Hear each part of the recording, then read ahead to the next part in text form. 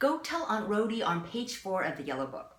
In this piece, you have a combination of half notes and quarter notes, as well as 2 half notes in one measure or one bar. So let's make sure when we play the half notes that we are dividing the bow in half. 1, 2. Again, there's 2 beats. 1, 2, which means we have to slow down the bow and save enough bow. And then when we have the quarter notes, they're going to be a little bit faster. Make sure you're using the bow from the frog to the tip and from the tip to the frog. We don't want to stop the sound anywhere in the middle of the bow. We want to use the entire length of the bow, which means that we must open our elbow straight down, drawing our bow across the string. Let me just demonstrate by playing an open A string.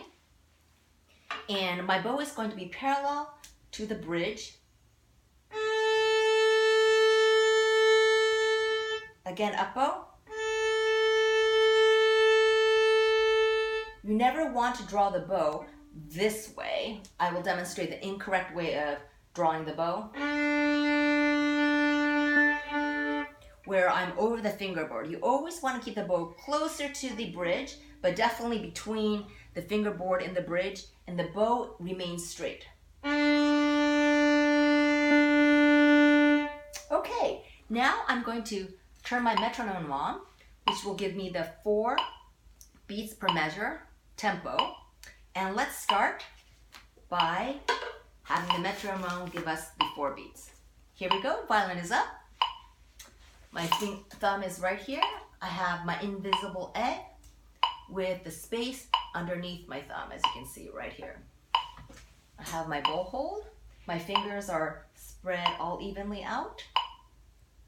Placing my bow on the D string, getting my F sharp second finger ready, and I'm looking in advance what other fingers are coming up before I play. Here we go. 1, 2, 3, 4.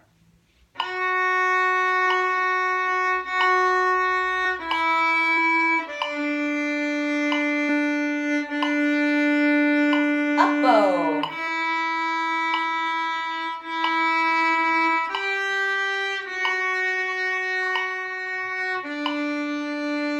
Down bow.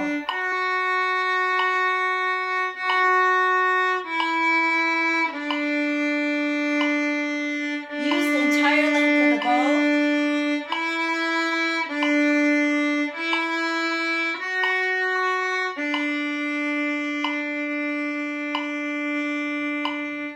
Then freeze for a few seconds, then put your violin down.